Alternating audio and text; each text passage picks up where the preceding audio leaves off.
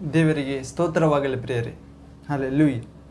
ಯೇಸು ಕ್ರಿಸ್ತನ ನಾಮದಲ್ಲಿ ಪ್ರಿಯ ದೇವರ ಮಕ್ಕಳೇ, ದೇವರ ಪರಿಶುದ್ಧ ವಾಕ್ಯವನ್ನು ಆಲಿಸಲು ನಿಮ್ಮೆಲ್ಲರನ್ನು ಪ್ರೀತಿಯಿಂದ ನಿಮ್ಮನ್ನು ಸ್ವಾಗತಿಸ್ತೇನೆ. ಪ್ರಿಯರೇ, ಇಂದು ನಾವು ಧ್ಯಾನಿಸಲಿರುವಂಥ ಪರಿಶುದ್ಧ ಶಕ್ತಿಯುಳ್ಳ ದೇವರ ವಾಕ್ಯದ ಅಂಶ ಉಪವಾಸ ಏಕೆ, ಉಪವಾಸ ಏತಕ್ಕೆ ಮಾಡಬೇಕು ಎನ್ನುವ ಅಂಶ. ಉಪವಾಸದ ಮೂಲಕ ಶರೀರವು ಜಜ್ಜಲ್ಪಡುತ್ತಿದೆ, ದಂಡಿಸಲ್ಪಡುತ್ತಿದೆಯಾದರೂ ಆತ್ಮವು ಬಲಪಡಿಸಲ್ಪಡುತ್ತಿದೆ. ಪ್ರಿಯರೇ, ಬಲ ಹೊಂದುತ್ತಿದೆ. ಇಚ್ಛೆಗಳು ಬಂಧಿಸಲ್ಪಡುತ್ತಿವೆ, ಆತ್ಮದೊಳಗೆ ಬಿಡುಗಡೆ ಉಂಟಾಗುತ್ತಿದೆ. ಶರೀರವು ಬಲಹೀನವಾಗುತ್ತಿರುವಾಗ ಆ ಸಮಯದೊಳಗೆ ಆತ್ಮದೊಳಗೆ ದೇವರ ಶಕ್ತಿ ಪರಿಪೂರ್ಣೆಯಾಗುತ್ತಿದೆ. ಪ್ರಿಯರೇ, ಏಕೆ ಉಪವಾಸ ಇರಬೇಕು? ಪರಿಶುದ್ಧ ಗ್ರಂಥದಲ್ಲಿರುವ ಭಕ್ತರು ಏತಕ್ಕೆ ಉಪವಾಸ ಮಾಡಿದರು? ಇಂಥ ಪ್ರಶ್ನೆಗಳಿಗೆ ಈ ಉಪವಾಸ ಏತಕ್ಕೆ ಎನ್ನುವ ಅಂಶ ಉತ್ತರ ನೀಡುತ್ತದೆ. ಪ್ರಿಯರೇ, ಪ್ರೇಸ್ ದ ಲಾರ್ಡ್. ಈ ಉಪವಾಸ ಏತಕ್ಕೆ ಎನ್ನುವ ಅಂಶದಲ್ಲಿ ಒಂದನೇ ಭಾಗ ನೋಡುವುದಾದರೆ ಪ್ರಿಯರೇ, ದೇವರ ಕೆಲಸಕ್ಕೋಸ್ಕರ ಉಪವಾಸ ಮಾಡುವುದು.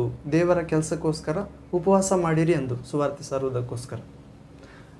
ದೇವಜನರು ಪ್ರಭುವನ್ನು ಸೇವಿಸುತ್ತಾ ಉಪವಾಸವಿರುತ್ತಾ ಇರುವಾಗ ಪರಿಶುದ್ಧಾತ್ಮ ದೇವರು ಅಪೊಸ್ತಲರ ಮಧ್ಯದಲ್ಲಿ ನಾನು ಬಾರ್ನಬನನ್ನು ಪೌಲನನ್ನು ಕರೆದಂಥ ಕೆಲಸಕ್ಕೋಸ್ಕರ ಅವರನ್ನು ನನಗೋಸ್ಕರ ಪ್ರತ್ಯೇಕಪಡಿಸಿರಿ ಎಂದು ಅವರೊಂದಿಗೆ ಹೇಳುವುದನ್ನು ನೋಡುತ್ತೇವೆ. ಪ್ರಿಯರೇ, ಅಪೊಸ್ತಲ ಕಾರ್ಯ 13ನೇ ಅಧ್ಯಾಯ 2ನೇ ವಾಕ್ಯದಲ್ಲಿ ನೋಡುತ್ತೇವೆ.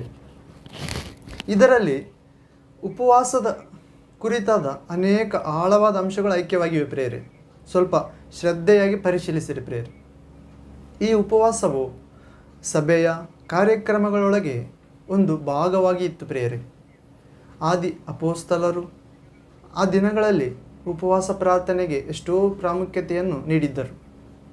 ಹಾಡುವುದು, ಸ್ತುತಿಸುವುದು, ಅಭಿಷೇಕದಲ್ಲಿ ಸಾಕ್ಷಿ ಹೇಳುವುದು, ಪ್ರಸಂಗಿಸುವುದು ಇವೆಲ್ಲವೂ ಆರಾಧನೆಯೊಳಗೆ ಇರುವಂತೆ ಉಪವಾಸ ಮಾಡುವುದು ಇತ್ತು. ಪ್ರಿಯರೇ, ಆದ್ದರಿಂದಾಗಿ ಅವರು ಪ್ರಭುವನ್ನು ಸೇವಿಸುತ್ತಾ ಉಪವಾಸ ಮಾಡುತ್ತಾ ಇರುವಾಗ ಎಂದು ಬರೆಯಲ್ಪಟ್ಟಿದೆ. ಎರಡನೇದಾಗಿ ಅವರು ಉಪವಾಸಕ್ಕೆ ಒಂದು ಉದ್ದೇಶವಿತ್ತು. ಪ್ರಿಯರೇ, ಅವರ ಉಪವಾಸಕ್ಕೆ ಒಂದು ಉದ್ದೇಶವಿತ್ತು. ಏನೆಂದರೆ ದೇವರ ಕೆಲಸಕ್ಕೋಸ್ಕರ ಯಾರನ್ನು ಪ್ರತ್ಯೇಕಪಡಿಸಬೇಕು, ಏರ್ಪಾಟು ಮಾಡಬೇಕು ಎನ್ನುವ ಉದ್ದೇಶ ಸಮಸ್ಯೆ ಆಗಿತ್ತು ಅವರಲ್ಲಿ. ಹೀಗೆ ದೇವರ ಸೇವೆಗೆ ಇಷ್ಟ ಬಂದವರನ್ನು ಪ್ರತಿಷ್ಠೆ ಮಾಡಬಾರದು. ಪ್ರಿಯರೇ, ಮಾಡಲಾರೆವು. ಸೇವೆ ಮಾಡಬೇಕೆಂದಿರುವಂಥ ಆಸೆ ಬಹಳ ಜನಕ್ಕಿರಬಹುದು. ಆದರೆ ಪ್ರಭುವಿನ ಕರೆ ಇದೆಯೇ, ಪ್ರಭು ಕರೆದಿದ್ದಾನೆಯೇ ಈತನನ್ನು ಎನ್ನುವ ಪ್ರಶ್ನೆಯೇ ದೊಡ್ಡದು. ಯಾರು ಈ ಘನತೆಯನ್ನು ತನಗೆ ತಾನೇ ವಹಿಸಿಕೊಳ್ಳದೆ ಮತ್ತು ಆರೋನನು ಕರೆಯಲ್ಪಟ್ಟಂತೆ ದೇವರ ಕೈಯಿಂದ ಕರೆಯಲ್ಪಟ್ಟವನಾಗಿ ಈ ಘನತೆಯನ್ನು ಹೊಂದುವನು ಎಂದು ದೇವರ ವಾಕ್ಯ ಸ್ಪಷ್ಟವಾಗಿ ಹೇಳುತ್ತಿದೆ.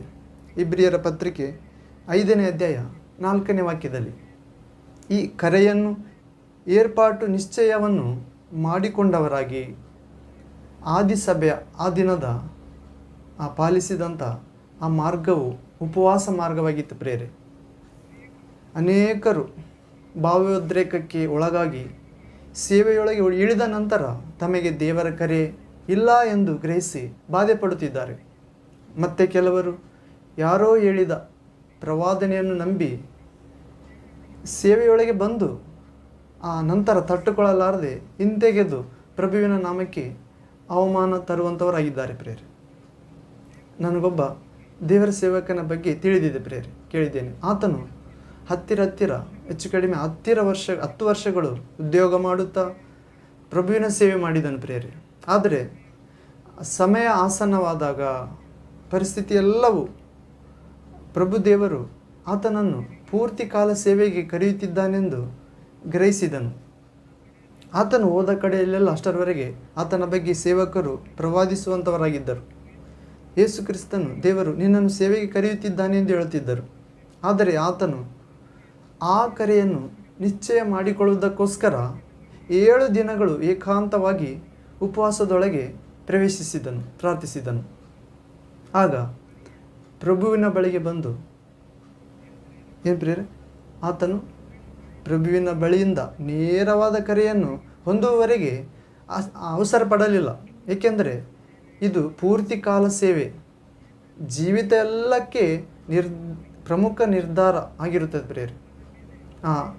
ದೇವರ ರಾಜ್ಯದಲ್ಲಿ ನೊಗದ ಮೇಲೆ ಕೈ ಹಾಕಿ ಮುಂದಕ್ಕೆ ತಿರುಗಿ ನೋಡುವವನು ದೇವರ ರಾಜ್ಯಕ್ಕೆ ತಕ್ಕವನಲ್ಲವೆಂದು ಪ್ರಭು ಯೇಸು ಹೇಳಿದಂತೆ ಆತನು ಜೀವಿಸಿದನು ಪ್ರಿಯರೇ. ಹೀಗೆ ಪ್ರಿಯರೇ, ನಾವು ಮೂರನೇದಾಗಿ ಕೂಡ ಉಪವಾಸ ಪ್ರಾರ್ಥನೆಯಲ್ಲಿ ಪ್ರಭು ಉತ್ತರ ನೀಡುವವರೆಗೂ ಪ್ರಾರ್ಥನೆಯಲ್ಲಿ ಎದುರು ನೋಡುತ್ತಿರಬೇಕು. ಆದಿ ಅಪೋಸ್ತಲರ ದಿನಗಳಲ್ಲಿ ನೋಡಿರಿ ಪ್ರಿಯರೇ, ಅವರು ಉಪವಾಸವಿದ್ದು ಪ್ರಾರ್ಥಿಸುತ್ತಿದ್ದಾಗ ಎಂದು ಬರೆಯಲ್ಪಟ್ಟಿದೆ. ಉಪವಾಸವಿದ್ದು ಪ್ರಾರ್ಥಿಸುತ್ತಿರುವಾಗ ನಾನು ಬಾರ್ನಬನನ್ನು ಪೌಲನನ್ನು ಕರೆದಂಥ ಕೆಲಸಕ್ಕೋಸ್ಕರ ತನಗೋಸ್ಕರ ಪ್ರತ್ಯೇಕಪಡಿಸಿರೆಂದು ಪರಿಶುದ್ಧಾತ್ಮ ದೇವರು ಅವರೊಂದಿಗೆ ಹೇಳಿದನೆಂದು ಅಪೊಸ್ತಲ ಕಾರ್ಯ 13ನೇ ಅಧ್ಯಾಯ 2ನೇ ವಾಕ್ಯದಲ್ಲಿ ನೋಡುತ್ತೇವೆ. ಅದರ ಹಿಂದೆ ಅವರು ಉಪವಾಸ ಮಾಡುವುದನ್ನು ಅವರು ಬಿಟ್ಬಿಟ್ರ? ಇಲ್ಲ ಪ್ರಿಯರೇ. ನಂತರ ವಾಕ್ಯ ಓದಿ ನೋಡಿರಿ, ಅವರೆಲ್ಲರೂ ಉಪವಾಸ ಮಾಡಿ ಆರಿಸಲ್ಪಟ್ಟ ಶಿಷ್ಯರ ಮೇಲೆ ಕೈ ಇಟ್ಟು ಕಳಿಸಿದರು. ಅಪೊಸ್ತಲ ಕಾರ್ಯ 13ನೇ ಅಧ್ಯಾಯ 3ನೇ ವಾಕ್ಯ. ಹೀಗೆ ಅಪೊಸ್ತಲರೆಲ್ಲರೂ ಶಿಷ್ಯರೆಲ್ಲರೂ ಉಪವಾಸ ಮಾಡುತ್ತಾ ಪ್ರಭುವನ್ನು ಆರಾಧಿಸುತ್ತಿದ್ದರು ಪ್ರಿಯರೇ. ಉಪವಾಸ ಮಾಡುತ್ತಾ ಪ್ರಭುವನ್ನು ಆರಾಧಿಸಿದರು. ಉಪವಾಸ ಮಾಡುತ್ತಾ ದೇವರ ಚಿತ್ತಕ್ಕೋಸ್ಕರ ಎದುರು ನೋಡಿದರು. ಉಪವಾಸ ಮಾಡುತ್ತಾ ಸೇವೆಗೆ ಸೇವಕರನ್ನು ಆರಿಸಿಕೊಂಡರು ಹಾಗೂ ಉಪವಾಸ ಮಾಡುತ್ತಾ ಅವರನ್ನು ಪ್ರತಿಷ್ಠಿಸಿದರು ಎಂದು ನೋಡುತ್ತೇವೆ. ಆಮೇನ್, ಹಲ್ಲೆಲೂಯಾ. ಹೀಗೆ ಈ ದೇವರ ವಾಕ್ಯ ನಮಗೆ ಸ್ಪಷ್ಟವಾಗಿ ಆರಿಸಿಕೊಳ್ಳುವಿಕೆಯ ಬಗ್ಗೆ ಉಪವಾಸ ಪ್ರಾರ್ಥನೆಯ ಮೂಲಕ ತಿಳಿಸುತ್ತಿದೆ ಪ್ರಿಯರೇ. ಈ ಉಪವಾಸ ಏಕೆ ಎನ್ನುವ ಅಂಶದಲ್ಲಿ 2ನೇ ಭಾಗ ಉತ್ತರ ನೋಡಬೇಕಾದ್ರೆ 2ನೇ ಅಂಶ, ವಿಶ್ವಾಸ ಅಭಿವೃದ್ಧಿಯಾಗುವುದಕ್ಕೆ ಉಪವಾಸ ಮಾಡಬೇಕು. ನಾವು ವಿಶ್ವಾಸ ಅಭಿವೃದ್ಧಿ ಹೊಂದುವುದಕ್ಕೆ ವಿಶ್ವಾಸಿಗಳು ಉಪವಾಸ ಮಾಡಬೇಕು. ನಿಮಗೆ ಅಸಾಧ್ಯವಾದುದು ಯಾವುದೂ ಇರುವುದಿಲ್ಲ ಎಂದು ಪ್ರಭು ಯೇಸು ಕ್ರಿಸ್ತನು ಹೇಳಿದ್ದಾನೆ ಪ್ರಿಯರೇ. ಮತ್ತಾಯನ ಸುವಾರ್ತೆ 17ನೇ ಅಧ್ಯಾಯ 19ನೇ ವಾಕ್ಯದಿಂದ 21ನೇ ವಾಕ್ಯದವರೆಗೆ. ಹೌದು ಪ್ರಿಯ ದೇವರ ಮಕ್ಕಳೇ, ಉಪವಾಸದ ಮೂಲಕ ವಿಶ್ವಾಸ ವೃದ್ಧಿ ಹೊಂದುತ್ತಿದೆ. ವಿಶ್ವಾಸದ ಮೂಲಕ ಬೆಟ್ಟಗಳು ಕೂಡ ಕದಲಿಸಲ್ಪಡುತ್ತಿವೆ ಎನ್ನುವ ವಾಕ್ಯ ಸತ್ಯ. ಉಪವಾಸವನ್ನು ಮಾಡದೇ ಇರುವ ಕಾರಣದಿಂದಾಗಿ ಪ್ರಾರ್ಥಿಸುವುದಕ್ಕೆ ಧೈರ್ಯ ಸಾಲುತ್ತಿಲ್ಲ ಪ್ರಿಯರೇ. ನಮಗೆ ನಾವು ನಾಮಕಾರ್ಥವಾಗಿ ಪ್ರಾರ್ಥನೆ ಮಾಡುವುದರಿಂದಾಗಿಯೇ ಈ ಕಾರ್ಯವು ಜರುಗುತ್ತದೆಯಾ ಎನ್ನುವ ಅವಿಶ್ವಾಸ ನಮ್ಮೊಳಗೆ ಉಂಟಾಗುತ್ತಿದೆ. ಆತ್ಮದೊಳಗೆ ಬಲ ಹೊಂದದೆ ಅಭ್ಯಂತರವಾಗುತ್ತಿದ್ದೇವೆ. ಆದರೆ ಉಪವಾಸ ಮಾಡುವಾಗ ಪ್ರಭುವಿನ ಪ್ರಸನ್ನತೆಯನ್ನು ಅಪರಿಮಿತವಾಗಿ ಗ್ರಹಿಸುತ್ತಿದ್ದೇವೆ ಹಾಗೂ ಪ್ರಭು ಯೇಸು ಕ್ರಿಸ್ತನೇ ನಮ್ಮೊಂದಿಗೆ ಇದ್ದಾನೆ ಎನ್ನುವ ಭಾವನೆ ನಾವು ಹೊಂದುತ್ತಿದ್ದೇವೆ. ಆದ್ದರಿಂದ ನಾವು ತಿಳಿಯದೆಯೇ ನಮ್ಮೊಳಗೆ ವಿಶ್ವಾಸ ವೃದ್ಧಿ ಹೊಂದುತ್ತಿದೆ. ಹೀಗೆ ಉಪವಾಸ ಪ್ರಾರ್ಥನೆ ವೇಳೆಯಲ್ಲಿ ಬಹಳ ಜನ ದೇವರ ಮಕ್ಕಳು, ವಿಶ್ವಾಸಿಗಳು, ಯೇಸುವಿನ ಶಿಷ್ಯರು ದೇವರ ದರ್ಶನ ನೋಡುತ್ತಿದ್ದಾರೆ. ಮಹಿಮೆಯುಳ್ಳ ಆ ಸ್ವರ್ಗ ಪರಲೋಕ ದರ್ಶನಗಳನ್ನು ನೋಡಿ ಪರವಶ ಹೊಂದುತ್ತಿದ್ದಾರೆ. ಕೆಲವು ಸಾರಿ ದೇವದೂತರನ್ನು ನೋಡುತ್ತಿದ್ದಾರೆ. ಆ ಸ್ವರ್ಗದಿಂದ ಪರಲೋಕದಿಂದ ಇಳಿದು ಬರುತ್ತಿರುವುದನ್ನು, ಆ ಪ್ರಾರ್ಥನಾ ಧೂಪವನ್ನು, ಕೋರಿಕೆಗಳನ್ನು ತೆಗೆದುಕೊಂಡು ಹೋಗುತ್ತಿರುವ ದರ್ಶನಗಳನ್ನು ನೋಡುತ್ತಿದ್ದಾರೆ ವಿಶ್ವಾಸಿಗಳು. ಆದ್ದರಿಂದ ಅವರಿಗೆ ದೇವರಲ್ಲಿ ಒಂದು ಶ್ರೇಷ್ಠ ಗಾಢವಾದ ದೊಡ್ಡ ವಿಶ್ವಾಸ ಉಂಟಾಗುತ್ತಿದೆ. ದೇಶದ ಒಂದು ಉನ್ನತ ಸ್ಥಳಗಳ ಮೇಲೆ ನಾನು ನಿಮ್ಮನ್ನು ಏರಿಸುವೆನೆಂದು ಎನ್ನುವಂಥದ್ದೇ ದೇವರ ವಾಗ್ದಾನ ತಾನೇ ಪ್ರಿಯರೇ. ಯೆಶಾಯ ಪ್ರವಾದಿ ಗ್ರಂಥ 58ನೇ ಅಧ್ಯಾಯ 14ನೇ ವಾಕ್ಯದಲ್ಲಿ ನೋಡುತ್ತೇವೆ. ಹಾಗೂ ಪ್ರಾರ್ಥನೆ, ಉಪವಾಸ ಪ್ರಾರ್ಥನೆ ಏತಕ್ಕೆ, ಉಪವಾಸ ಏತಕ್ಕೆ ಎನ್ನುವ ಅಂಶದ 3ನೇ ಭಾಗ ಉತ್ತರವಾಗಿ ನೋಡುವುದಾದರೆ ಪ್ರಿಯರೇ, 3ನೇ ಭಾಗ ಪರಿಶುದ್ಧತೆಗೋಸ್ಕರ ಉಪವಾಸ ಮಾಡಬೇಕು. ಪರಿಶುದ್ಧತೆಗೋಸ್ಕರ ಉಪವಾಸ ಮಾಡಿರಿ. ಈ ಭಾಗದಲ್ಲಿ ನೋಡುವುದಾದರೆ ವ್ಯಕ್ತಿಗತ ಜೀವಿತದೊಳಗೆ ಪರಿಶುದ್ಧತೆ ಕೊರತೆ ಲೋಪಿಸಲ್ಪಟ್ಟಾಗ, ಕಡಿಮೆಯಾದಾಗ ನಿಮ್ಮನ್ನು ಶುದ್ಧೀಕರಿಸಿಕೊಳ್ಳುವುದಕ್ಕೆ ಉಪವಾಸವಿದ್ದು ಪ್ರಾರ್ಥಿಸಿರಿ ಪ್ರಿಯರೇ. ಇತರರ ಮೇಲೆ ಹಾರಿ ಬೀಳುವುದು, ಶರೀರಿಚ್ಛೆಗಳು, ಕೋಪ, ವ್ಯರ್ಥವಾದ ಮಾತುಗಳು ನಮ್ಮನ್ನು ನಿರಂತರವಾಗಿ ಜಯಿಸುತ್ತಿರಬಹುದು, ಶೋಧಿಸುತ್ತಿರಬಹುದು. ಆದರೆ ಅವುಗಳನ್ನು ನೋಡಿ ನೋಡದಂತೆ ಇದ್ದರೆ ಬರಬರ್ತಾ ಅವುಗಳು ನಮ್ಮೊಳಗೆ ಸ್ಥಿರಪಡುತ್ತವೆ. ಅಂಥ ಸಮಯದೊಳಗೆ ನಾವು ಹಠಾತ್ತಾಗಿ ಮರಣಿಸುವುದಾದರೆ ಮಾನವರು ನರಕಕ್ಕೆ ಹೋಗುವುದು ತಪ್ಪುವುದಿಲ್ಲ ಪ್ರಿಯರೇ. ಹಾಗೂ ಅಪೊಸ್ತಲನಾದ ಪೌಲನು ತನ್ನನ್ನು ತಾನು ತಗ್ಗಿಸಿಕೊಂಡು ಹೀಗೆ ಬರೆಯುತ್ತಿದ್ದಾನೆ, ಒಂದು ವೇಳೆ ಇತರರಿಗೆ ಪ್ರಕಟಿಸಿದ ನಂತರ ನಾನೇ ಎಲ್ಲಿ ಭ್ರಷ್ಟನಾಗಿ ಹೋಗುವೆನೋ ಎಂದು ನನ್ನ ಶರೀರವನ್ನು ನಾನು ದಂಡಿಸುತ್ತಿದ್ದೇನೆ, ಅದನ್ನು ಸ್ವಾಧೀನಪಡಿಸಿಕೊಳ್ಳುತ್ತಿದ್ದೇನೆ ಎಂದು ಕೊರಿಂಥ ಮೊದಲನೇ ಪತ್ರಿಕೆ 9ನೇ ಅಧ್ಯಾಯ 27ನೇ ವಾಕ್ಯದಲ್ಲಿ ನುಡಿಯುತ್ತಿದ್ದಾನೆ. Price the lord. ಹೌದು ಪ್ರಿಯರೇ, ಇತರರ ಎದುರುಗಡೆ ಒಂದು ವೇಳೆ ನಾವು ಪರಿಶುದ್ಧರಾಗಿ ಕಂಡು ಬರಬಹುದು, ಕಾಣಿಸಿಕೊಳ್ಳಬಹುದು ಹಾಗೆ, ಆದರೆ ನಮ್ಮೊಳಗೆ ಪಾಪವಿರುವುದಾದರೆ ಮನಸ್ಸಾಕ್ಷಿ ನಮ್ಮನ್ನು ಬಾಧಿಸುತ್ತದೆ ಎನ್ನುವ ಸತ್ಯ ಪ್ರಿಯರೇ. ಹೀಗೆ ಪ್ರಭು ದೇವರ ಮುಂದೆ ನಟನೆ ಯಾವತ್ತೂ ಕೆಲಸ ಮಾಡುವುದಿಲ್ಲ ಪ್ರಿಯರೇ. ಆತನು ನಮ್ಮ ಹೃದಯಾಂತರಂಗಗಳನ್ನು ಪರಿಶೀಲನೆ ಮಾಡುವಾತನಾಗಿದ್ದಾನೆ. ಆ ಮಾನವನ ಆಲೋಚನೆಗಳನ್ನು ದೂರದಿಂದ ನೋಡುತ್ತಾನೆ. ಪ್ರತಿ ಆಲೋಚನೆಯ ಒಂದು ಮೂಲ ಬೇರು ಕೂಡ ಆತನ ಸನ್ನಿಧಿಯೊಳಗೆ ಸ್ಪಷ್ಟವಾಗಿ ಸಿಕ್ಕಿಬೀಳುತ್ತದೆ ಎನ್ನುವ ವಾಕ್ಯ ಸತ್ಯ ಪ್ರಿಯರೇ. ದೇವರ ಪ್ರಿಯ ಮಕ್ಕಳೇ, ಮುಂದೆ ದಾವೀದನು ಕೂಡ ತನ್ನ ಆತ್ಮ ಬಾಡಿ ಹೋಗುವಷ್ಟು ಉಪವಾಸವಿದ್ದು ಕಣ್ಣೀರು ಸುರಿಸಿದಂತೆ ಕೀರ್ತನೆಗಳ ಗ್ರಂಥ 49ನೇ ಅಧ್ಯಾಯ 10ನೇ ವಾಕ್ಯ ತಿಳಿಯಪಡಿಸುತ್ತದೆ ಪ್ರಿಯರೇ. 69:10. ದಾವೀದನು ಮಾಡಿದ ಉಪವಾಸ ತನ್ನ ಶರೀರವನ್ನು ಮಾತ್ರವಲ್ಲದೆ ಪ್ರಾಣವನ್ನು ಕೂಡ ಆಯಾಸಪಡಿಸಿತೆಂದು ನೋಡುತ್ತೇವೆ. ಹಾಗೆ ತಾನು ಎಷ್ಟು ದುಃಖಕ್ರಾಂತನಾಗಿ ಅತ್ತು ಪ್ರಾರ್ಥಿಸಿದನೆಂದು ಊಹಿಸಿ ನೋಡಿರಿ ಪ್ರಿಯರೇ. ನಿಮ್ಮ ಪಾಪಗಳಿಗೋಸ್ಕರ ನಿಮ್ಮ ಪ್ರಾಣವು ಆವೇದನೆಯನ್ನು ಹೊಂದಲು ಬಿಡಿರಿ ಪ್ರಿಯರೇ. ದುಃಖದೊಂದಿಗೆ ಆ ಪಾಪವನ್ನು ಒಪ್ಪಿಕೊಂಡು ಆ ಕತ್ತಲನ್ನು ಬಿಟ್ಟು ಬಿಡಿರಿ. ದುಃಖ ಪಡುವವರು ಧನ್ಯರು, ಅವರು ದೇವರಿಂದ ಸಮಾಧಾನ ಹೊಂದುವರು ಎಂದು ಮತ್ತಾಯನ ಸುವಾರ್ಥ 5ನೇ ಅಧ್ಯಾಯ 4ನೇ ವಾಕ್ಯದಲ್ಲಿ ಓದುತ್ತೇವೆ. ಹಾಗೂ ಎಜ್ರನ ಪುಸ್ತಕದಲ್ಲಿ ನೋಡುವುದಾದರೆ ದೈವಭಕ್ತನಾದ ಎಜ್ರನು ಮಾಡಿದಂಥ ಉಪವಾಸವನ್ನು ಪರಿಶೀಲಿಸಿ ನೋಡಿರಿ ಪ್ರಿಯರೇ. ಆತನು ತನ್ನ ಪಾಪಗಳ ನಿಮಿತ್ತವೇ ಅಲ್ಲದೆ ದೇಶದ ಒಂದು ಪಾಪಿತ ನಿಮಿತ್ತಕ್ಕೋಸ್ಕರ ಕೂಡ ಉಪವಾಸದೊಂದಿಗೆ ಪ್ರಾರ್ಥಿಸಿದನೆಂದು ನೋಡುತ್ತೇವೆ. ಆ ಎಜ್ರನು ಸೆರೆ ಹಿಡಿಯಲ್ಪಟ್ಟ ಅವರ ಅಪರಾಧಗಳಿಂದಾಗಿ ಅವುಗಳಿಗೋಸ್ಕರ ದುಃಖಿಸುತ್ತಾ ಭೋಜನವನ್ನಾದರೂ ಪಾನವನ್ನಾದರೂ ಮಾಡದೆ ಇದ್ದನು. ಎಜ್ರನ ಗ್ರಂಥ 10ನೇ ಅಧ್ಯಾಯ 6ನೇ ವಾಕ್ಯದಲ್ಲಿ ನೋಡುತ್ತೇವೆ. ಹಾಗೂ ಎಜ್ರನು ತಾನು ಪ್ರಾರ್ಥಿಸಿದ ವಿಧಾನವನ್ನು ಹೀಗೆ ತಿಳಿಯಪಡಿಸುತ್ತಿದ್ದಾನೆ. ಏನೆಂದರೆ, ನಾನು ಎದ್ದು ನನ್ನ ವಸ್ತ್ರಗಳನ್ನು ಮೇಲೊದಿಕೆಯನ್ನು ಹರಿದುಕೊಂಡು ಮೊಣಕಾಲಿನ ಮೇಲೆ ಬಿದ್ದು ನನ್ನ ದೇವರಾದ ಭೂಮಿ ಆಕಾಶಗಳನ್ನು ಉಂಟು ಮಾಡಿದ ಸನಾತನ ದೇವರಾದ ತಂದೆ ಯೆಹೋವನ ಕಡೆಗೆ ಕೈಗಳನ್ನೆತ್ತಿ, ನನ್ನ ದೇವ, ನನ್ನ ದೇವ, ನನ್ನ ಮುಖವನ್ನು ನಿನ್ನ ಕಡೆಗೆ ಎತ್ತಿಕೊಳ್ಳುವುದಕ್ಕೆ ನಾಚಿಕೆಪಟ್ಟು ಖಿನ್ನನಾಗಿದ್ದೇನೆ. ನಮ್ಮ ದೋಷಗಳು ನಮ್ಮ ತಲೆ ಮೀರಿ ಹೆಚ್ಚಾಗಿ ನಿಂತಿವೆ, ಹಾಗೂ ನಮ್ಮ ಅಪರಾಧಗಳು ಆಕಾಶದಷ್ಟು ಎತ್ತರ ಬೆಳೆದಿವೆ. ನಮ್ಮ ಪಿತೃಗಳು ಮೊದಲುಗೊಂಡು ಈ ದಿನದವರೆಗೂ ನಾವು ಬಹು ಅಪರಾಧಿಗಳು. ನಮ್ಮ ದೋಷಗಳಿಂದಾಗಿ ನಾವು, ನಮ್ಮ ರಾಜರುಗಳು, ನಮ್ಮ ಯಾಜಕರುಗಳು ಹಾಗೂ ಅನ್ಯ ದೇಶದ ರಾಜರ ವಶಕ್ಕೆ ಹಾಗೂ ಖಡ್ಗಕ್ಕೂ ಸೆರೆಗೂ ಸುಲಿಗೆಗೂ ಹಾಗೂ ಅಪಮಾನಕ್ಕೂ ಗುರಿಯಾದೆವು ಎಂದು ಹೇಳುತ್ತಿದ್ದಾನೆ ಪ್ರಿಯರೇ. ಪಾಪಗಳನ್ನು ಒಪ್ಪಿಕೊಂಡು ನಾವು ಮಾಡುತ್ತಿರುವ ಪ್ರಾರ್ಥನೆ ದೇಶದ ಕ್ಷೇಮ ಸ್ಥಿತಿಯನ್ನು ಮತ್ತೆ ತರುತ್ತದೆ ಪ್ರಿಯರೇ. ಹಾಗೂ ನಾವು ನಮ್ಮ ಪಾಪಗಳಿಗೋಸ್ಕರವೇ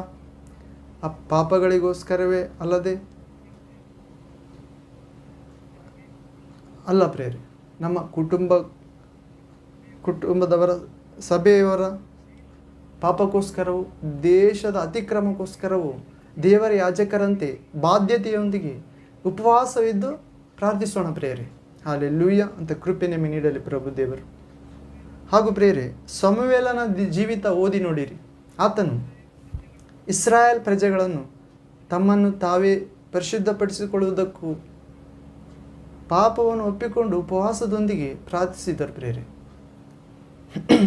ಹಾಗೂ ಇಸ್ರಾಯೇಲರೆಲ್ಲರೂ ಮಿಚ್ಚೆ ಎಂಬ ಸ್ಥಳದಲ್ಲಿ ಕೂಡಿ ಬರಲಿ, ನಾನು ನಿಮಗೋಸ್ಕರ ಯೆಹೋವನನ್ನು ದೇವರನ್ನು ಪ್ರಾರ್ಥಿಸುವೆನು ಅನ್ನಲು ಆ ಜನರು ಕೂಡಿ ಬಂದರಲ್ಲಿ ಯೆಹೋವನ ಮುಂದೆ ಆ ದಿವಸ ಉಪವಾಸವಿದ್ದು ಎಲ್ಲರೂ ನಿನಗೆ ದ್ರೋಹಿಗಳಾಗಿದ್ದೇವೆಂದು ಆತನಿಗೆ ಅರಿಕೆ ಮಾಡಿದರು. ಸಮುವೇಲನು ಮಿಚ್ಚೆಯಲ್ಲಿ ಆ ಒಂದು ಸ್ಥಳದಲ್ಲಿ ಇಸ್ರಾಯೇಲರ ವ್ಯಾಜ್ಯಗಳನ್ನು ತೀರಿಸಿದನು ಎನ್ನುವ ವಾಕ್ಯ ಪ್ರೇರೆ. 1 ಸಮುವೇಲ 7ನೇ ಅಧ್ಯಾಯ 5ನೇ ವಾಕ್ಯದಿಂದ 6ನೇ ವಾಕ್ಯದಲ್ಲಿ ಓದುತ್ತೇವೆ. ಸಮುವೇಲನು ಹಾಗೆ ಉಪವಾಸವಿದ್ದು ಪ್ರಾರ್ಥಿಸಿದ್ದರಿಂದಲೇ ಇಸ್ರಾಯೇಲ್ಯರು ಎಲ್ಲರೂ ಧೈರ್ಯ ತಂದುಕೊಂಡು ತಮ್ಮನ್ನು ಎದುರಿಸಿದಂಥ ಫಿಲಿಸ್ಟಿಯರನ್ನು ಓಡಿಸಿ ಜಯ ಹೊಂದಿದರು ಪ್ರೇರೆ. ಹಲ್ಲೆಲೂಯಾ. ಉಪವಾಸವಿದ್ದು ನಮ್ಮನ್ನು ನಾವೇ ಶುದ್ಧೀಕರಿಸಿಕೊಂಡು ದೇವರೊಂದಿಗೆ ಸಮಾಧಾನ ಪಟ್ಟಾಗ ಒಂದು ದೈವಿಕವಾದ ಬಲ ನಮ್ಮೊಳಗೆ ಹುಟ್ಟುತ್ತದೆ ಪ್ರೇರೆ. ಆವಾಗ ಶತ್ರುಗಳ ಮೇಲೆ ನಮಗೆ ನಿರಂತರ ಜಯ ಉಂಟಾಗುತ್ತದೆ, ಜಯ ಹೊಂದುತ್ತೇವೆ. Praise the lord. Hallelujah. Thank you Jesus. ಹಾಗೂ ಉಪವಾಸ ಏಕೆ ಎನ್ನುವ ಅಂಶದ 4ನೇ ಭಾಗ ನೋಡುವುದಾದರೆ ಪ್ರೇರೆ, ಉಪವಾಸ ಏಕೆ ಎನ್ನುವ 4ನೇ ಉತ್ತರ ನಮ್ಮ ಅವಶ್ಯಕತೆಗಳನ್ನು ಹೊಂದಿಕೊಳ್ಳುವುದಕ್ಕೆ ಉಪವಾಸ ಮಾಡುವುದು, ನಮ್ಮ ಅಗತ್ಯಗಳನ್ನು ನೆರವೇರಿಸುವುದಕ್ಕೆ ಉಪವಾಸ ಮಾಡಿರಿ ಎನ್ನುವಂಥದ್ದು ಪ್ರೇರೆ. ಈ ಭಾಗದಲ್ಲಿ ನೋಡುವುದಾದರೆ ಪ್ರೇರೆ, ನಿಮ್ಮ ಅಗತ್ಯಗಳೆಲ್ಲವನ್ನು ತೀರಿಸುವ ಆತನು ತಂದೆ ಪ್ರಭು ದೇವರಾದ ಯೇಸು ಕ್ರಿಸ್ತನ ಪ್ರೇರೆ. ನಿಮ್ಮ ಆತ್ಮ ಅಭಿವೃದ್ಧಿ ಆಗುತ್ತಿರುವ ಪ್ರಕಾರವೇ ಎಲ್ಲ ವಿಷಯಗಳಲ್ಲಿಯೂ ನೀವು ಅಭಿವೃದ್ಧಿಯನ್ನು ಹೊಂದುತ್ತಾ ಸೌಖ್ಯವಾಗಿರಬೇಕೆಂಬುದೇ ದೇವ ತಂದೆ ಕೋರಿಕೊಳ್ಳುತ್ತಿದ್ದಾನೆ ಪ್ರಿಯರೇ. ಯೇಸು ನಾಮದಲ್ಲಿ ಪ್ರೀತಿಯುಳ್ಳ ಪರಮ ತಂದೆಯಾಗಿ ನಮ್ಮನ್ನು ಆಶೀರ್ವದಿಸುತ್ತಿದ್ದಾನೆ. ಹಾಗೂ ಹನ್ನಳಿಗೆ ಸಂತಾನ ಭಾಗ್ಯ ಇದ್ದಿಲ್ಲ, ಎಷ್ಟೋ ಸಾರಿ ಅಭ್ಯಾಸ ಪ್ರಕಾರವಾಗಿ ಪ್ರಾರ್ಥಿಸಿರಬಹುದು, ಫಲಿತ ಇಲ್ಲದೆ. ಆದ್ದರಿಂದ ಆಕೆ ಉಪವಾಸವಿದ್ದು ವಿಜ್ಞಾಪನೆ ಮಾಡುವುದಕ್ಕೆ ತೀರ್ಮಾನಿಸಿದಳು ಕಣ್ಣೀರಿನಿಂದ. ಹಾಗೂ ಆಕೆ ಭೋಜನವನ್ನು ಮಾಡದೆ ಬಹುವಾಗಿ ಅಳುತ್ತಿದ್ದಳು. ಅಷ್ಟೇ ಅಲ್ಲ, ಆಕೆ ಮನೋವಿಚಾರದಿಂದ ತುಂಬಿದವಳಾಗಿದ್ದಳು. ಹಾಗೂ ಪ್ರಭುವಿನ ಸನ್ನಿಧಿಯಲ್ಲಿ ತನ್ನ ಹೃದಯವನ್ನು ಸುರಿಸಿ ಪ್ರಾರ್ಥನೆ ಮಾಡುತ್ತಾ ಬಹು ದುಃಖಕ್ರಾಂತಳಾಗಿ ಬಹಳವಾಗಿ ಅತ್ತಳ ಎಂದು ದೇವರ ವಾಕ್ಯದಲ್ಲಿ ಬರೆಯಲ್ಪಟ್ಟಿದೆ. ಸಮುವೇಲನ 1ನೇ ಗ್ರಂಥ 1ನೇ ಅಧ್ಯಾಯ 7ನೇ ವಾಕ್ಯದಿಂದ 10ನೇ ವಾಕ್ಯದಲ್ಲಿ ನೋಡುತ್ತೇವೆ. ಹಾಗೂ ಪ್ರಭು ಆ ಉಪವಾಸ ಪ್ರಾರ್ಥನೆಯಿಂದಾಗಿ ಪ್ರಭು ದೇವರು ಆ ಉಪವಾಸ ಪ್ರಾರ್ಥನೆಯನ್ನು ಆಕರ್ಷಣೆ ಹೊಂದಿ ಆಲಿಸಿದನು ಪ್ರಿಯರೇ. ಆಶೀರ್ವದಿಸಲ್ಪಟ್ಟ ಸಮುವೇಲನನ್ನು ಅನುಗ್ರಹಿಸುವುದಲ್ಲದೆ ಮತ್ತೆ 5 ಜನ ಮಕ್ಕಳನ್ನು ಪ್ರಸಾದಿಸಿದನೆಂದು ನೋಡುತ್ತೇವೆ. ಹಲ್ಲೆಲೂಯಾ. ಹಾಗೂ ಬಹಳ ಕಾಲದಿಂದಲೂ ನಿಂತು ಹೋಗಿರುವ ಕಾರ್ಯಗಳಿಗೋಸ್ಕರ ಕೂಡ ನಾವು ಉಪವಾಸದೊಂದಿಗೆ ಪ್ರಾರ್ಥನೆ ಮಾಡಿರಿ ಪ್ರಿಯರೇ. ನೀವು ನಿಮ್ಮ ಮಕ್ಕಳ ವಿವಾಹ ಆತಂಕವಾಗುತ್ತಿದೆಯಾ? ಅಡೆತಡೆ ಇದೆಯಾ? ನಿಮಗೆ ನ್ಯಾಯವಾಗಿ ಬರಬೇಕಾದ ಪ್ರಮೋಷನ್ ಬರುತ್ತಿಲ್ಲವಾ? ಗಂಡ ಹೆಂಡತಿಯರು ಮಧ್ಯೆ ಬೇರ್ಪಾಟಾಗಿದೆಯಾ? ಬೇರೆ ಬೇರೆ ಉಪವಾಸವಿದ್ದು ಗೋಜಾಡಿ ಪ್ರಾರ್ಥಿಸಿರಿ ಪ್ರಿಯರೇ. ಉಪವಾಸ ಪ್ರಾರ್ಥನೆ ಕಾರ್ಯವನ್ನು ಬೇಗನೆ ಮಾಡಿ ನಿಮಗೆ ದೇವರಿಂದ ಜಯವನ್ನು ಅನುಗ್ರಹಿಸುತ್ತದೆ ಎನ್ನುವ ಸತ್ಯ ಪ್ರಿಯರೇ.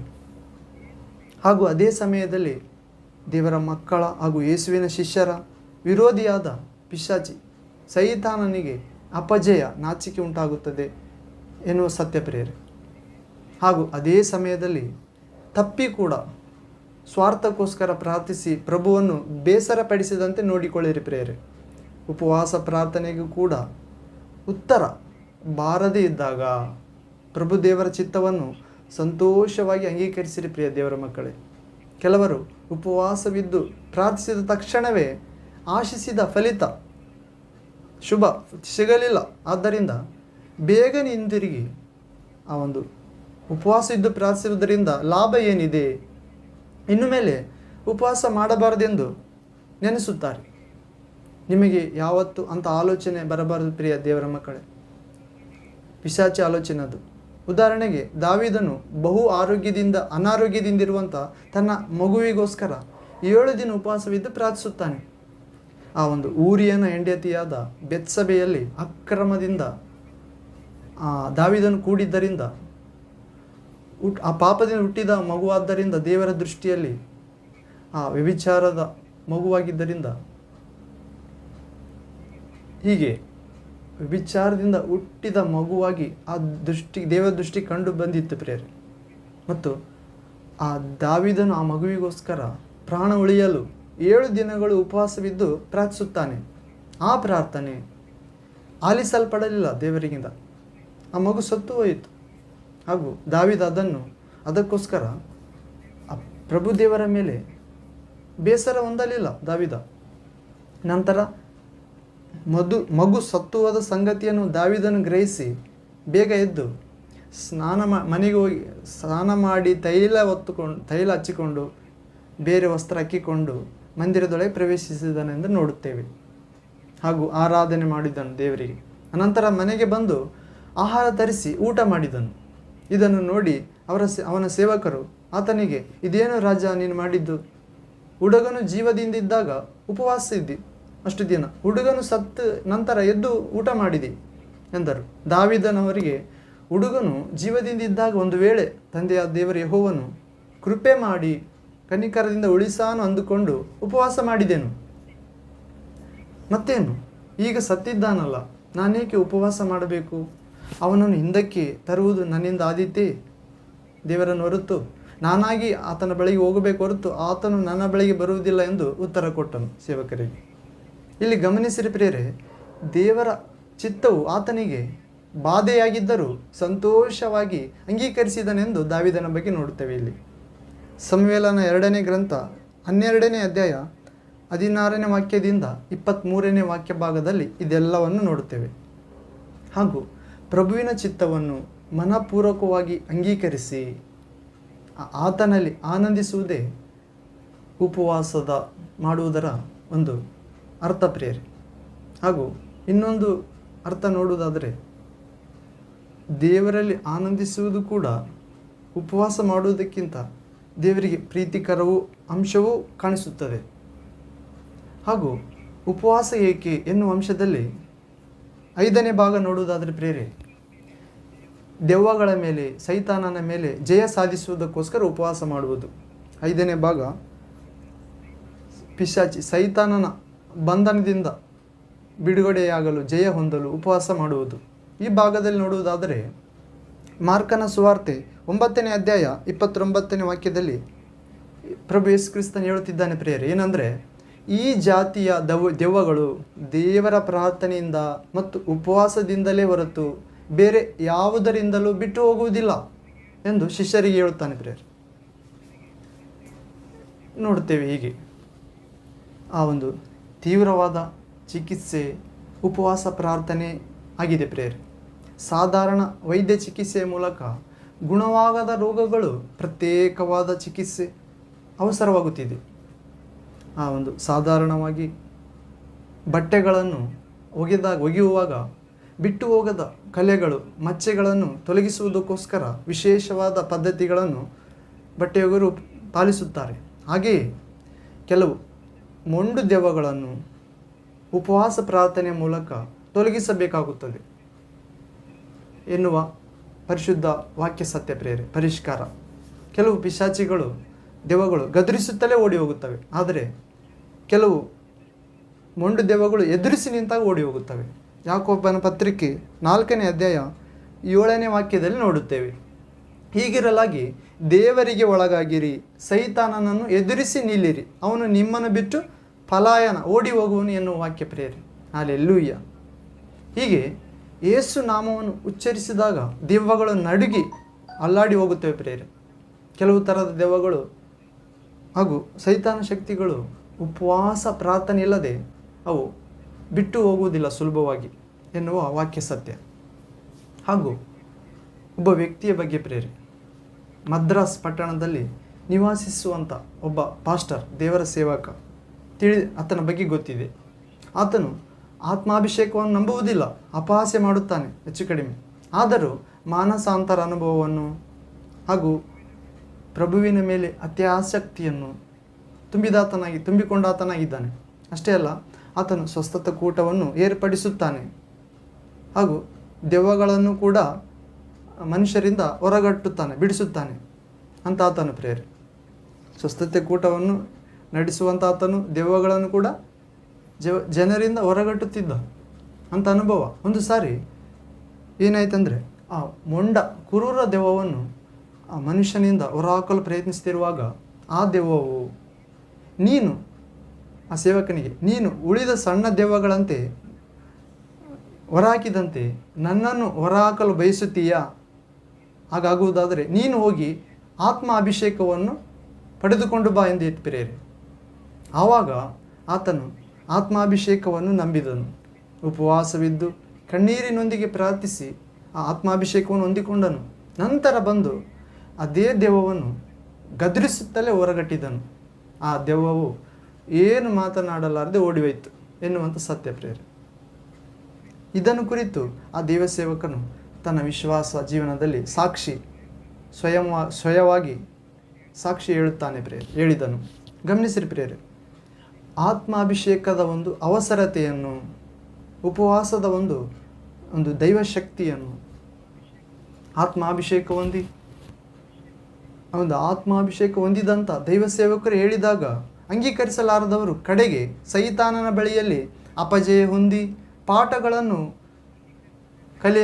ಅಂಗೀಕರಿಸಬೇಕಾಗಿ ಬರುತ್ತದೆ. ಹೀಗೆ ಸೈತಾನನ ಕಟ್ಟುಗಳು, ಬಂಧನಗಳು ಉಪವಾಸ ಪ್ರಾರ್ಥನೆಯಿಂದಲ್ಲದೆ ಮತ್ತೆ ಯಾವ ವಿಧವಾಗಿ ಕೂಡ ತೊಲಗಿ ಹೋಗುವುದಿಲ್ಲ.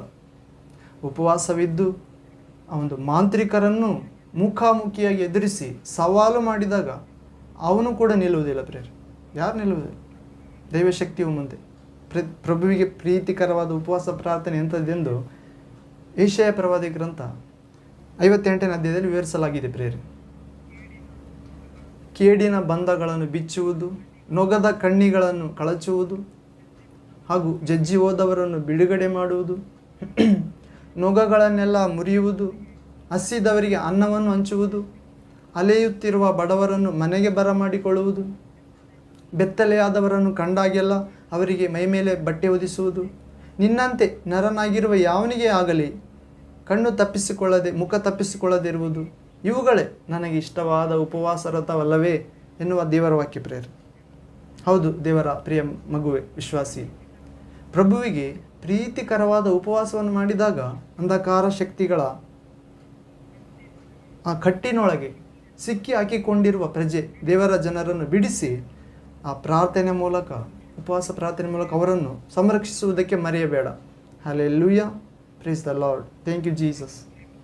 ಹಾಗೂ ದೇವರ ಮಕ್ಕಳೇ, ಉಪವಾಸ ಏತಕ್ಕೆ ಎನ್ನುವ 6ನೇ ಭಾಗ ಅಂಶ ನೋಡುವುದಾದರೆ, ದೇವರ ಜ್ಞಾನವನ್ನು, ದೇವರ ಪ್ರತ್ಯಕ್ಷತೆಯನ್ನು, ದೇವರ ಆತ್ಮನ ವರಫಲಗಳನ್ನು, ಅಗ್ನಿಯನ್ನು ಹೊಂದಿಕೊಳ್ಳುವುದಕ್ಕೆ ಉಪವಾಸ ಮಾಡುವುದಾಗಿದೆ. ಏನ್ರೆ ದೇವರ ಜ್ಞಾನವನ್ನು, ದೈವ ಪ್ರತ್ಯಕ್ಷತೆಯನ್ನು, ದೇವರ ಆತ್ಮನ ವರಫಲಗಳನ್ನು ಹೊಂದಿಕೊಳ್ಳುವುದಕ್ಕೆ ಉಪವಾಸ ಮಾಡಬೇಕು. ಈ ಭಾಗದಲ್ಲಿ ನೋಡುವುದಾದರೆ, ಈ ಭಾಗದಲ್ಲಿ ದಾನಿಯೇಲನನ್ನು ಕುರಿತು ದಾನಿಯೇಲ ಎನ್ನುವ ಆತನು ಹೇಳುತ್ತಿದ್ದಾನೆ, ಯೆಹೋವನು ತನ್ನ ಪ್ರವಾದಿಯಾದ ಯೆರೆಮೀಯನಿಗೆ ಆಜ್ಞಾಪಿಸಿದಂತೆ ಯೆರೂಸಲೇಮು ಹಾಳಾಗಿ ಇರಬೇಕಾದಂಥ 70 ವರ್ಷಗಳು ಸಂಪೂರ್ಣವಾಗುತ್ತಿವೆ ಎಂದು ಆ ಒಂದು ಗ್ರಂಥಗಳ ಮೂಲಕ ಗ್ರಹಿಸಿದೆನು ಎಂದು ಹೇಳ್ತಿದ್ದಾನೆ. ಅನಂತರ ಆತನು ಹೇಳ್ತಿದ್ದಾನೆ, ಗೋಣಿತಟ್ಟನ್ನು ಹೊದ್ದುಕೊಂಡು ಬೂದಿಯನ್ನು ತಲೆ ಮೇಲೆ ಹಾಕಿಕೊಂಡು ಉಪವಾಸವಿದ್ದು ಪ್ರಾರ್ಥನೆ ವಿಜ್ಞಾಪನೆಗಳನ್ನು ಮಾಡುವುದಕ್ಕೆ ಪ್ರಭುವಾದ ದೇವರೆದುರು ನನ್ನ ಮನಸ್ಸನ್ನು ಎಚ್ಚರಿಕೆಯಿಂದ ನೋಡಿಕೊಂಡೆನು. ಪ್ರಾರ್ಥನೆ ಮಾಡುತ್ತಿರುವಾಗ ಮೊದಲು ನನ್ನ ದರ್ಶನದಲ್ಲಿ ನೋಡಿದಂಥ ಆ ಪ್ರಕಾಶಮಾನವಾದಂಥ ಆ ಗಾಬ್ರಿಯೇಲನೆಂಬಂಥ ಆ ದೇವದೂತನು ಆ ಮನುಷ್ಯನ ರೂಪದಲ್ಲಿ ಸಾಯಂಕಾಲದ ಬಲಿ ಅರ್ಪಿಸುವ ಸಮಯದಲ್ಲಿ ನನಗೆ ಕಾಣಿಸಿದಂತೆ ಮತ್ತೆ ಕಾಣಿಸಿ ನನ್ನನ್ನು ಮುಟ್ಟಿದನು. ಆತನು ನನ್ನೊಂದಿಗೆ ಮಾತನಾಡಿ ಆ ಸಂಗತಿಯನ್ನು ನನ್ನೊಂದಿಗೆ ತಿಳಿಯಪಡಿಸಿ ಹೀಗೆಂದನು, ದಾನಿಯೇಲನೇ, ನಿನಗೆ ಗ್ರಹಿಸುವ ಶಕ್ತಿ ನೀಡುವುದಕ್ಕೆ ನಾನು ಬಂದಿದ್ದೇನೆ, ದೈವ ಮರ್ಮ ಎಂದು ತಿಳಿಸಿದನು ಪ್ರಿಯರೇ. ದಾನಿಯೇಲನ ಗ್ರಂಥ 9ನೇ ಅಧ್ಯಾಯ 2ನೇ ವಾಕ್ಯದಿಂದ 22ನೇ ವಾಕ್ಯದವರೆಲ್ಲಿ ನೋಡುತ್ತೇವೆ. ಹಳೆಯ ನಿಬಂಧನ ಕಾಲದಲ್ಲಿ ದಾನಿಯೇಲ, ಯೋಸೇಫರಂಥವರಿಗೆ ದರ್ಶನಗಳನ್ನು, ಸ್ವಪ್ನಗಳ ಪ್ರತ್ಯಕ್ಷತೆಯನ್ನು, ವರಗಳನ್ನು ಪ್ರಭು ನೀಡಿದ್ದಾನೆ ಪ್ರಿಯರೇ. ಇವಾಗ ಯಾರಿಗೆ ನೀಡುವುದಿಲ್ಲ? ಮಗನನ್ನೇ ಕೊಟ್ಟ ಮೇಲೆ ಇನ್ನೇನು ಕೊಡುವುದಿಲ್ಲ ಎಂತಿದ್ದೆ ವಾಕ್ಯ ಪ್ರಿಯರೇ. ನಾವು ಯಾವಾಗಲೂ ಯಾರಿಗೆ ನೀಡುವುದಿಲ್ಲ ಎಂದು ನಾವು ತಿಳಿಯಬಾರದು ಪ್ರಿಯರೇ. ದೇವರಿಗೆ ಪಕ್ಷಪಾತ ಇಲ್ಲ ಪ್ರಿಯರೇ. ಹಲ್ಲೆಲೂಯಾ. ದೇವರಿಗೆ ಸ್ತೋತ್ರ. ಯೇಸು ಕ್ರಿಸ್ತ ನಾಮದಲ್ಲಿ ಪರಿಶುದ್ಧ ಆತ್ಮನೇ ಸ್ತೋತ್ರ. ಹಾಗೂ ನಿಮ್ಮ ಕುಮಾರ ಕುಮಾರಿಯರು ಪ್ರವಾದಿಸುವರು, ನಿಮ್ಮ ಯೌವನಸ್ಥರು ದಿವ್ಯ ದರ್ಶನಗಳನ್ನು ಕಾಣುವರು, ನಿಮ್ಮ ವಯಸ್ಸಾದವರು ಕನಸುಗಳನ್ನು ಕಾಣುವರು. ಇದು ದೇವರ ವಾಗ್ದಾನ ತಾನೇ ಪ್ರಿಯರೇ. ಅಪೊಸ್ತಲ ಕಾರ್ಯ 2ನೇ ಅಧ್ಯಾಯ 17ನೇ ವಾಕ್ಯ. ಹಾಗೂ ಯೋವೇಲನ ಪ್ರವಾದಿ ಯೋವೇಲನ ಗ್ರಂಥ 2ನೇ ಅಧ್ಯಾಯ 28ನೇ ವಾಕ್ಯದಲ್ಲಿ ನೋಡುತ್ತೇವೆ. ಮರೆಯಾಗಿರುವ ಮರ್ಮಗಳನ್ನು ಕುರಿತು ಪ್ರಭು ದೇವರನ್ನು ಕೇಳಿರಿ ಪ್ರಿಯ ದೇವರ ಮಕ್ಕಳೇ. ಪರಿಶುದ್ಧ ಗ್ರಂಥದಲ್ಲಿ ಗ್ರಹಿಸಲಾರದ ಸಂಗತಿಗಳನ್ನು ಕುರಿತು ಉಪವಾಸದೊಂದಿಗೆ ಪ್ರಾರ್ಥಿಸಿ ಪ್ರಭುವಿನ ಪಾದ ಸನ್ನಿಧಿಯಲ್ಲಿ ಎದುರು ನೋಡಿರಿ. ನಮ್ಮ ಕುಟುಂಬದೊಳಗೆ ಶಾಪಗಳು ಏಕೆ ತಂದೆ, ನಾವು ಏಕೆ ಅಭಿವೃದ್ಧಿ ಹೊಂದಲಾರದೆ ಹೋಗುತ್ತೇವೆ ಪ್ರಭುವೇ ಎಂದು ಉಪವಾಸವಿದ್ದು ಪ್ರಭುವನ್ನು ಕೇಳಿ ಆ ಸೈತಾನನ ಬಂಧನದಿಂದ ಬಿಡುಗಡೆ ಹೊಂದಿ ತಿಳಿದುಕೊಳ್ಳಿರಿ ಪ್ರಿಯರೇ. ಹೀಗೆ ಬಿಡುಗಡೆಯಾಗಲು ಅಡ್ಡಿ ಆತಂಕ ತೊಲಗಿಸಿಕೊಳ್ಳಿರಿ. ಪ್ರತ್ಯಕ್ಷತೆಯ ವರಕ್ಕೋಸ್ಕರ ಪ್ರಭುವನ್ನು ಕೇಳಿಕೊಳ್ಳಿರಿ. ಕಳವಳ ಹುಟ್ಟಿಸುವವರು ಸುಳ್ಳು ಪ್ರವಾದಿಗಳು ನಿಮ್ಮ ಬಳಿಗೆ ಬಂದಾಗ ಭಯಪಡಬೇಡಿರಿ ದೇವರ ಮಕ್ಕಳು. ಅವರ ಮಾತುಗಳನ್ನು ದೇವರ ವಾಕ್ಯದೊಂದಿಗೆ ಹೋಲಿಸಿ ನೋಡಿರಿ. ಬೈಬಲ್ ಹೀಗೆ ಹೇಳುತ್ತಿದೆ ಏನಂದರೆ, ಪ್ರತಿ ಆತ್ಮವನ್ನು ನಂಬದೆ ಆಯಾ ಆತ್ಮಗಳು ದೇವರ ಸಂಬಂಧವಾಗಿ ಇವೆಯೋ ಇಲ್ಲವೋ ಎಂದು ಪರೀಕ್ಷಿಸಿ ನೋಡಿರಿ ಎಂದು ಯೋವಾನನ 1ನೇ ಪತ್ರಿಕೆ 4ನೇ ಅಧ್ಯಾಯ 1ನೇ ವಾಕ್ಯದಲ್ಲಿ ಹೇಳುತ್ತಿದೆ ಪ್ರಿಯರೇ. ಹಾಗೂ ದೇವರ ಪ್ರಿಯ ಮಕ್ಕಳೇ, ಒಬ್ಬ ಚಿಕ್ಕ ಹುಡುಗಿಯ ಬಗ್ಗೆ ಕೆಲವು ವರ್ಷಗಳ ಕೆಳಗೆ ಕೇರಳ ರಾಷ್ಟ್ರದಲ್ಲಿ ಸಣ್ಣ ಗ್ರಾಮದೊಳಗೆ ಒಬ್ಬ ಬಾಲಿಕೆ ಹಠಾತ್ತಾಗಿ ಯೇಸು ಕ್ರಿಸ್ತನನ್ನು ಕುರಿತು ಪ್ರಚಾರ ಮಾಡುವುದಕ್ಕೆ ಪ್ರಾರಂಭಿಸಿದಳು. ಅದ್ಭುತಗಳನ್ನು ಮಾಡಿದಳು.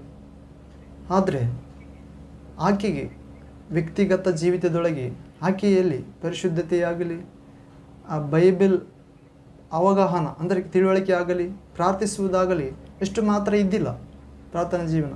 ನಂತರ ಆಕೆಯ ಎರಡು ಕೈಯಲ್ಲಿ ಕೂಡ ಆಕೆಯ 2 ಕೈಗಳಲ್ಲಿ ರಕ್ತ ಕಾರುತ್ತಿರುತ್ತಿತ್ತು. ಪ್ರಾರಂಭವಾಯಿತು ರಕ್ತ ಕಾರುವುದಕ್ಕೆ. ಹೀಗೆ ಕಣಿ ಹೇಳುವವರಂತೆ ಆಕೆ ಪ್ರವಾದನೆ ಹೇಳುವುದಕ್ಕೆ ತೊಡಗಿದಳು. ಪ್ರತಿ ಶುಕ್ರವಾರ ಕೂಡ ಆಕೆ ಸ್ವಸ್ಥತೆ ಕೂಟಗಳನ್ನು ನಡೆಸುತ್ತಿದ್ದಳು. ಸಾವಿರಗಟ್ಟಲೆ ಜನರು ಕೂಡಿ ಬರುತ್ತಿದ್ದರು ಚಿಕ್ಕ ಬಾಲಿಕೆಯ ಬಳಿಗೆ. ಆದರೆ ವಾಸ್ತವವೇನೆಂದು ಆ ದೇವರ ನಿಜ ಸೇವಕನು ಆಕೆಯ ಕುರಿತು ಅನೇಕ ದಿನಗಳು ದೇವರ ಬಳಿಯಲ್ಲಿ ಉಪವಾಸದೊಂದಿಗೆ ಪ್ರಾರ್ಥಿಸಿದನು ಈ ಹುಡುಗಿಯ ಬಗ್ಗೆ.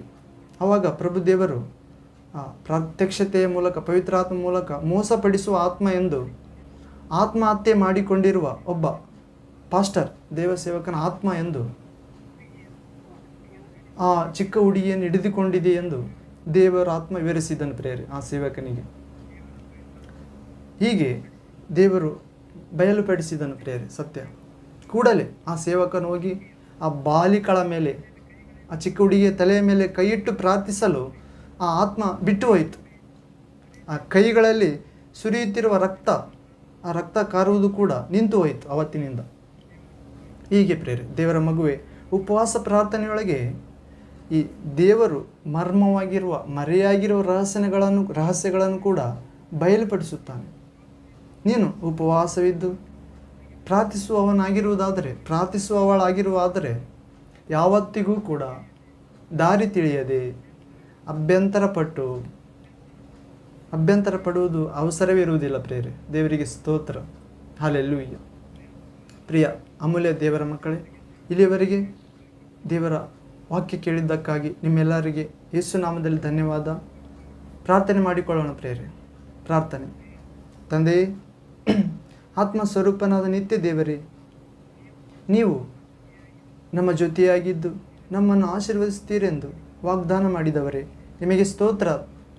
ಭೂಮಿ ಆಕಾಶಗಳ ಸೃಷ್ಟಿಕರ್ತನೆ, ನಿಮ್ಮ ಪ್ರಿಯ ಕುಮಾರ ಯೇಸು ಕ್ರಿಸ್ತ ನಾಮದಲ್ಲಿ ನೀವು ನಮ್ಮನ್ನು ಪ್ರಾಣ ಕೊಟ್ಟು ಮರಣ ಗೆದ್ದು ನಮಗೆ ಪಿಶಾಚಿಂದ ಬಿಡಿಸಿ ರಕ್ಷಾ ಕವಚವಾಗಿದ್ದೀರಿ. ಪ್ರಭುವೇ, ಯೇಸು ಕ್ರಿಸ್ತ ನಾಮದಲ್ಲಿ ಈ ಉಪವಾಸ ಯಾತಕ್ಕೆ ಎಂದು ಧ್ಯಾನಿಸಿದ್ದೇವೆ. ಆ ಉಪವಾಸ ಏಕೆ ಎನ್ನುವ ಅಂಶಗಳಲ್ಲಿ ದೇವರ ಕೆಲಸಕ್ಕೋಸ್ಕರ ಉಪವಾಸ ಮಾಡಬೇಕು, ಸುವಾರ್ತೆ ಸಾರಲು ಎನ್ನುವಂಥದ್ದು. ಹಾಗೂ ವಿಶ್ವಾಸ ಅಭಿವೃದ್ಧಿ ಹೊಂದುವುದಕ್ಕೋಸ್ಕರ ಉಪವಾಸ ಮಾಡಬೇಕು, ಹಾಗೂ ಪರಿಶುದ್ಧತೆಗೋಸ್ಕರ ನಾವು ಉಪವಾಸ ಮಾಡಬೇಕು ತಂದೆ. ಹಾಗೂ ನಮ್ಮ ಅಗತ್ಯಗಳನ್ನು ಹೊಂದಿಕೊಳ್ಳುವುದಕ್ಕೋಸ್ಕರ ಉಪವಾಸ ಮಾಡಬೇಕು. ವಿಶ್ವಾಸಿಗಳಾದ ನಾವು ಸೇವಕರು ಕೂಡ ಸೈತಾನನ ಎಲ್ಲ ಶಕ್ತಿಯ ಮೇಲೆ, ಆತನ ದೂತರ ಮೇಲೆ ಜಯ ಸಾಧಿಸುವುದಕ್ಕೋಸ್ಕರ, ಬಂಧಿಸಿ ಪಾತಾಳಕ್ಕೆ ತಳ್ಳುವುದಕ್ಕೋಸ್ಕರ ಉಪವಾಸ ಮಾಡಬೇಕೆಂದು. ಕೊನೆಯದಾಗಿ ದೈವ ಜ್ಞಾನವನ್ನು, ದೈವ ಪ್ರತ್ಯಕ್ಷತೆಯನ್ನು, ದೇವ ನಿಮ್ಮ ಪರಿಶುದ್ಧಾತ್ಮ ವರ ಫಲವನ್ನು ಪಡೆಯಲು, ಸಭೆ ಅಭಿವೃದ್ಧಿಗೋಸ್ಕರ ನೀವು ನೀಡಿರುವಂಥ ಎಲ್ಲ ಜನರ ಒಳಿತಿಗಾಗಿ ನೀವು ನೀಡಿರುವ ವರ ಫಲಗಳನ್ನು ಪಡೆಯೋದಕ್ಕೋಸ್ಕರ ಉಪವಾಸ ಮಾಡಬೇಕೆಂದು ಈ ಉಪವಾಸ ಅಂಶ ಧ್ಯಾನಿಸಿದ್ದೇವೆ ತಂದೆ. ಈ ಎಲ್ಲ ಅಂಶಗಳನ್ನು ಮೂಲಕ ನೀವೇ ನಮ್ಮನ್ನು ಭದ್ರಪಡಿಸಿ, ನಡೆಸಿ, ಅನುಗ್ರಹಿಸಿ, ನೆರವೇರಿಸಿಕೊಡಬೇಕೆಂದು ಯೇಸು ಕ್ರಿಸ್ತ ನಾಮದಲ್ಲಿ ಕೇಳುತ್ತೇವೆ ತಂದೆ. ವಾಕ್ಯ ಕೇಳಿದ ಎಲ್ಲ ಮಕ್ಕಳಲ್ಲಿ ಈ ಅಂಶ ಸಾಧಿಸಿಕೊಳ್ಳಲು ನಿಮ್ಮ ಸ್ವರ್ಗದ ಬೆಳಕನ್ನು, ಪವಿತ್ರಾತ್ಮನ ಶಕ್ತಿಯನ್ನು, ನಿಮ್ಮ ಸಹಾಯವನ್ನು, ನಿಮ್ಮ ಪರಿಶುದ್ಧಾತ್ಮ ಜಲವನ್ನು, ಅಗ್ನಿಯನ್ನು ಹರಿಸಬೇಕೆಂದು, ನಮ್ಮ ಮೇಲೆ ಕಳುಹಿಸಬೇಕೆಂದು, ದೇವರ ದೂತರ ಕಾವಲು ನೀಡಬೇಕೆಂದು, ನಿಮ್ಮ ತುಂಬು ಸನ್ನಿಧಿಯನ್ನು ನಿಮ್ಮ ಮಕ್ಕಳಾದ ನಮ್ಮೆಲ್ಲರಿಗೆ ಅನುಗ್ರಹಿಸಬೇಕೆಂದು, ನಿಮ್ಮ ರಕ್ತದ ಶುದ್ಧೀಕರಣದಿಂದ ನಮ್ಮನ್ನು ತೊಳೆಯಬೇಕೆಂದು, ನಿಮ್ಮ ಕೃಪೆ ಸಾಕಾಗುವಷ್ಟು ಕೃಪೆ ಅನುಗ್ರಹಿಸಬೇಕೆಂದು, ಒಳ್ಳೆಯ ಕುರುಬನಾಗಿ ನಿಮ್ಮ ಮಕ್ಕಳಾದ ನಾವು ನಿಮ್ಮ ಸ್ವರವನ್ನು ಕೇಳುವಂತೆ ಅನುಗ್ರಹಿಸಬೇಕೆಂದು, ಒಳ್ಳೆ ಉಪವಾಸ ಮಾಡಿ, ಆರೋಗ್ಯಕರವಾದ ಉಪವಾಸ ಮಾಡಿ, ನಮ್ಮಲ್ಲಿ ನಾವು ಜೀವಿಸುವುದಿಲ್ಲ, ಕ್ರಿಸ್ತೇಸುವೆ ಜೀವಿಸುತ್ತಾನೆ ಎನ್ನುವ ಜೀವಿತದ ಕಡೆಗೆ ನಮ್ಮೆಲ್ಲರನ್ನು ನಿತ್ಯ ಜೀವದ ಮೂಲಕ ಕರೆದುಕೊಂಡು ಹೋಗಬೇಕೆಂದು, ನಾವು ರಕ್ಷಣೆ ಹೊಂದಿ ಸತ್ಯದ ಜ್ಞಾನಕ್ಕೆ ಸೇರಿ ಅನೇಕರಿಗೆ ರಕ್ಷಣೆ ಹೊಂದಿಸುವಂತೆ, ಸತ್ಯದ ಜ್ಞಾನಕ್ಕೆ ಸೇರಿಸುವಂತೆ, ಸೈತಾನ ಎಲ್ಲ ಕುತಂತ್ರಗಳನ್ನು ಶಾಂತಿದಾಯಕ ದೇವರೇ ನಿಮ್ಮಿಂದ ಕಾಲ ಕೆಳಗಾಗಿ ತಿಳಿಯುವಂತೆ ಅನುಗ್ರಹಿಸಬೇಕೆಂದು ಯೇಸು ಕ್ರಿಸ್ತ ನಾಮದಲ್ಲಿ ಸ್ತೋತ್ರ, ವಂದನೆ, ಆರಾಧನೆ ಪ್ರಾರ್ಥಿಸುತ್ತೇವೆ ತಂದೆ. ಪ್ರಾರ್ಥಿಸಿದ್ದನ್ನು ಪಡೆದಾಯ್ತೆಂದು ವಿಶ್ವಾಸುತ್ತೇವೆ ಪರಲೋಕ ತಂದೆ ದೇವರೇ. Amen, amen, amen. Praise the lord. Hallelujah. ಪ್ರಿಯ ಪರಿಶುದ್ಧ ದೇವರ ಮಕ್ಕಳೇ, ವಿಶ್ವಾಸಿಗಳೇ, ಯೇಸು ನಾಮದಲ್ಲಿ ಇಲ್ಲಿವರೆಗೆ ದೇವರ ವಾಕ್ಯ ಆಲಿಸಿದ್ದಕ್ಕಾಗಿ ನಿಮ್ಮೆಲ್ಲರಿಗೂ ಧನ್ಯವಾದ. ಈ ವಾಕ್ಯ ಭಾಗವನ್ನು ದೇವರ ಚಿತ್ತ ಆದರೆ ಮತ್ತೊಂದು ಸಾರಿ ಪ್ರಾರ್ಥನಾ ಪೂರ್ವಕವಾಗಿ ಆಲಿಸಿರಿ ಪ್ರಿಯರೇ. ಉಪವಾಸದಿಂದ ನಾವು ಅಸಾಧ್ಯವಾದ ಕಾರ್ಯಗಳನ್ನು ಸುಸಾಧ್ಯ ಮಾಡಿಕೊಳ್ಳಲು ಒಂದು ಆತ್ಮೀಯ ಆಯುಧ ಪ್ರಿಯರೇ. ದೇಹ ಬಲಹೀನವಾಗುತ್ತಿದ್ದರೂ ಅಂತರಂಗ ಪುರುಷ ಬಲ ಹೊಂದುತ್ತಾನೆ. ನಾವು ಶರೀರ ಸ್ವಭಾವದಲ್ಲಿ ಜೀವಿಸುವುದಾದರೆ ಸಾಯುವುದು ನಿಶ್ಚಿತ. ಆದರೆ ದೇವರ ಆತ್ಮ ಸ್ವಭಾವದಲ್ಲಿ, ಅಂದರೆ ದೇವರ ಆತ್ಮನಿಂದ ಹುಟ್ಟಿದ ಯೇಸು, ಆ ಯೇಸು ಹೇಳಿದ ವಾಕ್ಯ ಪ್ರಕಾರ ನಡೆದರೆ ಆ ಆತ್ಮ ಹೇಳಿದಂತೆ ನಾವು ಕೇಳಿದಂತ ಆಗುತ್ತೇವೆ ಪ್ರಿಯರೇ. ಆ ದೇವರ ಆತ್ಮನಿಂದ ನಡೆಸಿಕೊಂಡವರಾಗಿ, ಅಂದರೆ ದೇವರ ವಾಕ್ಯದ ಪ್ರಕಾರ ನಡೆಯುವವರಾಗಿ, ಶರೀರವನ್ನು ಅದರ ಅಭಿಲಾಷೆಯನ್ನು ಜಯಿಸಿದರೆ ಖಂಡಿತವಾಗಿ ಜೀವಿಸುತ್ತೇವೆ ಪ್ರಿಯರೇ. ಜೀವಿಸುವುದೆಂದರೆ ಶಾಂತಿ, ಸಮಾಧಾನ, ಸಜ್ಜೀವ, ದೇವರಲ್ಲಿರುವ ಜೀವ ಪ್ರೇರೆ. ದೇವರ ಶಾಂತಿ ಅದು ವಿಸ್ಮಯವಾಗಿರುತ್ತದೆ ಪ್ರೇರೆ. ಅದು ಅನುಭವಿಸಿದರೆ ಮಾತ್ರ ಗೊತ್ತಾಗುತ್ತದೆ. ಅಂಥದ್ದನ್ನು ನೀವು ಕೋರಿಕೊಳ್ಳಬೇಕೆಂದು ದೇವರು ಆಶಿಸುತ್ತಾರೆ ಪ್ರೇರೆ. ನಾವು ಕೂಡ ಆಶಿಸುತ್ತೇನೆ. ನಿಜವಾದ ಆರಾಧನೆ, ನಿಜವಾದ ಆರಾಧಕರಿಗಾಗಿ ತಂದೆಯಾದ ದೇವರು ಹುಡುಕ್ತಿದ್ದಾನೆ ಪ್ರೇರೆ. ಇಂಥ ಆರಾಧಕರು ಬೇಕಿಲ್ಲ ಆತನಿಗೆ. ಆತ್ಮದಿಂದ ಸತ್ಯದಿಂದ ಆರಾಧಿಸುವ ಆ ನಿಜವಾದ ಆರಾಧಕರನ್ನು ದೇವರು ಬಯಸುತ್ತಿದ್ದಾನೆ ಪ್ರೇರೆ. ದೇವರಿಗೆ ಒಂದು ಬಯಕೆ ಇದೆ. ಆ ಬಯಕೆ ನೀನು ನಾನು ನೆರವೇರಿಸಬೇಕು ಪ್ರೇರೆ. ನಮ್ಮ ಬಯಕೆ ಕೂಡ ಆತನು ನೆರವೇರಿಸಿದ್ದಾನೆ. ದೇವರ ಬಯಕೆ ಏನಂದರೆ ಆತ್ಮದಿಂದ ಸತ್ಯದಿಂದ ಆರಾಧಿಸಬೇಕು ಪ್ರೇರೆ. ಅಬ್ರಾಹ್ಮನು ಕೂಡ ದೇವರು ಹೇಳಿದ ಪಟ್ಟಣಕ್ಕೆ ಹೋಗು ಎಂದಾಗ ಆ ಕಣ್ಣಿಗೆ ಕಾಣದಾತನನ್ನು ಕಾಣುತ್ತಾನೋ, ದೇವರು ತನ್ನ ಮುಂದೆ ಇರುವನೋ ಎನ್ನುವಂತೆ ವಿಶ್ವಾಸಿದನು ಪ್ರೇರೆ.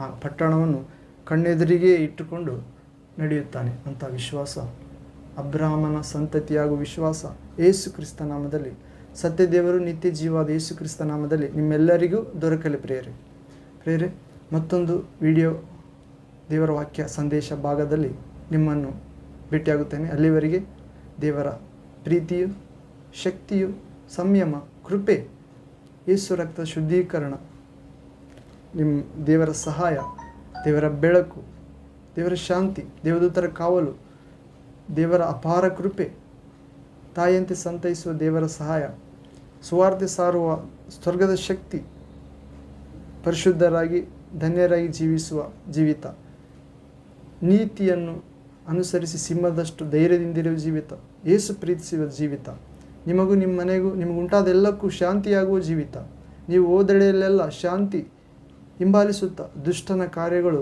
ಸುಟ್ಟು ಹೋಗುವುದಕ್ಕಾಗಿ ದೇವರಿಗೆ ಸ್ತೋತ್ರ. ಯೇಸು ರಕ್ತದಲ್ಲಿ ನಿಮ್ಮೆಲ್ಲರನ್ನು ತಂದೆಯಾದ ದೇವರು ತೊಳೆದು ಶುದ್ಧೀಕರಿಸಿ ನೂತನ ಜೀವನ, ನಿತ್ಯ ಜೀವನ ನೀಡಲಿ. ಯೇಸು ಕ್ರಿಸ್ತ ನಾಮದಲ್ಲಿ ಆಮೇನ್. ಕೃಪೆಯು ಶಾಂತಿಯು ನಿಮ್ಮೊಂದಿಗಿರಲಿ ಪ್ರೇರೆ. ಯೇಸು ನಾಮದಲ್ಲಿ ಆಮೇನ್. ನನಗಾಗಿ ಪ್ರಾರ್ಥಿಸಿರಿ, ದೇವಚಿತ್ತದಂತೆ. ಯೇಸು ನಾಮದಲ್ಲಿ ಆಮೇನ್.